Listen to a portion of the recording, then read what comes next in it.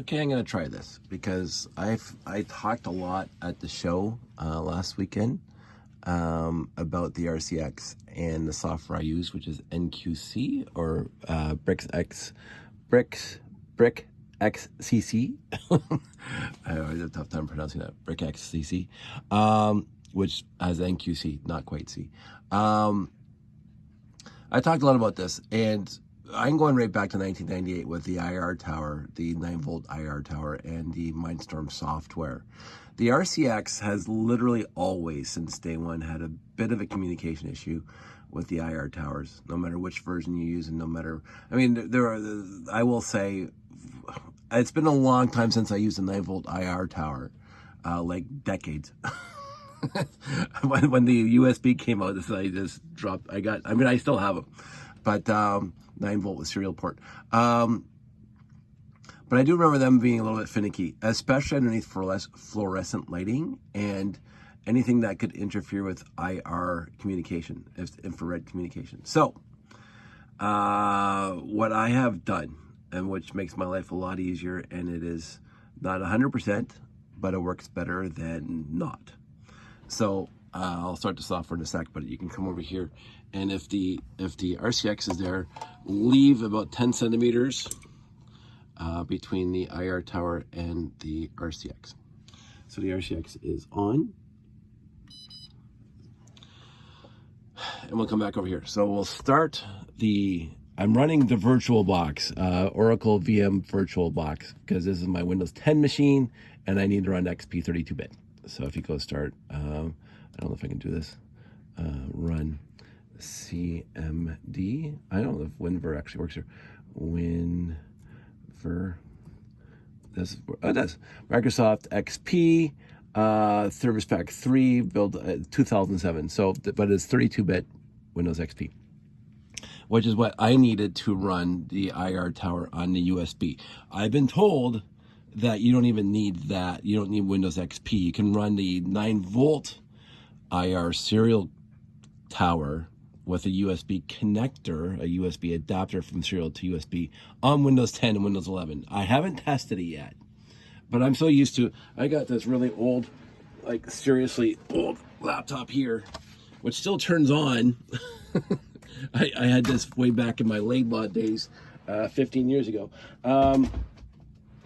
And that's what I programmed, and that's also running Windows XP 32-bit on the actual physical device, so I didn't have to run VirtualBox, and it works, but I don't trust it not to die anytime soon. So anyway, so you double click on shortcut to Brick XCC, and it starts Windows XP, and it says start searching for the brick. Now the brick has to be on, so you can see that the RCX is, I'm going to turn it off, and I'm going to turn it back on.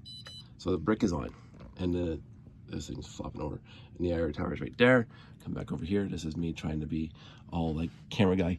And then USB. Now in the Oracle VM VirtualBox, you have to go up to devices, and you have to make sure underneath USB that the Lego Group Mindstorms tower is connected into the virtual session. It's funny because if you look at the Windows 10 devices, it doesn't even see it. But in here, devices, now when you go to USB, there's a checkbox between Lego Group, Lego USB tower for the USB tower. For the serial, you don't even have to do that. But anyway, so USB, and I always use RCX2 because it has a few more functions, and I click OK. If that disappears and the program starts, it already found the brick. There was a little light that you couldn't see, but there's a little light on here that said, hey, I can see the brick. If you don't have the USB in here underneath devices as checkboxed, USB, if it's not checkbox, it won't see the brick because it doesn't see the tower. So the software doesn't see the tower. You can run the software without seeing the tower, and you can do all your programming, but you have to get the tower working. So anyway, so there's step one. Step two is we're just going to load Classic Space Engineering slave arm. So anyway, so this is my program that I just created for my robotic arm, or updated from a robotic arm. And you go to, of course, your upload thing right there. Download program F6. So now when you hit this, and again, we'll hit it, and you'll get a little pop-up window down here that says downloading program, and you'll see dots coming across. And what I'll show you is this. What I do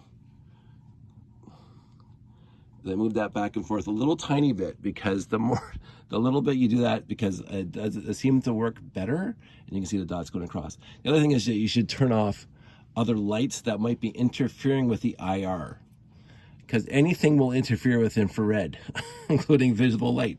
And then this thing's going to download. And this, again, not 100%, but just wiggling this thing back and forth just a little bit, so it has different refractive surfaces to get to the, or move the RCX still tiny bit, not like turn it 90 degrees, because that won't work. And of course, the program's still downloading, and it'll go soon, sometime, hopefully.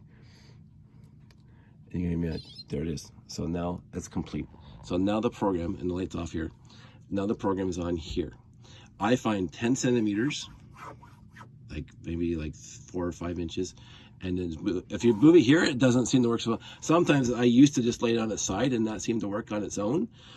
It does work if you keep on trying, but I found 90% of the time, the first time, if you just wiggle it back and forth like that, just a little tiny bits, just to have different refractive surfaces, because you can see there's different refractive surfaces here, and there's different refractive surfaces here, that it downloads. Because if that pauses and you see the dot on the screen, on the download screen with little dots going across, and it pauses on a dot for more than 10 seconds, the compile fails. It says could not reach the brick, because it's trying to talk to the brick, because basically it's passing the program and then it's verifying that the code, the packet that is sent got there. And so the RCX is talking back to this guy, which talks back to program. And so that dot is waiting for all that communication to finish before it goes on to the next dot, before it goes on to the next node of program downloading and verification that it downloaded properly with all the right codes and blah blah. And if it fails, and it's like this RCX is pinging back to here, say I got it. This thing can't hear that or see that via IR. It just gets stuck in that dot, and it'll say program failed to compile. I find this works. It is temperamental, 100%. It is temperamental. IR has always been temperamental, and you know this if you've ever still have a remote that uses IR for your TVs. Your TV turns off and on without your infrared remote doing anything, or your infrared remote doesn't turn on the TV or turn the channel until you turn off a light in your room. I've struggled with IR my entire life. My problem is that I love the RCX, and I just do these kind of little tiny things to make it easier for me to use the RCX, to program it. And then program it. So I can turn the light back on. Yay, the light's back on. So I do find my under the cabinet lighting, which does, I will say this, if the IR tower is pointing that way towards the lights here, under the shelf lighting, it crashes more. So I turn the lighting off. My under the cabinet lighting, my under the shelf lighting, because it seems to interfere with the IR. In the past, I've built little boxes and little pieces of paper to put over top of it. That seems to help too. We learned lots of tricks back in the day on the RTL Toronto robot competitions to make sure that the robot or the RCX got the program properly from the IR tower. And again, I haven't done a cross compilation or cross testing between the USB or the 9-volt to see which one's more steady and more reliable to download without finagling and jimming things around. I do remember the 9-volt also had its own issues, and then you don't know if the battery's dead. Sometimes the program will tell you.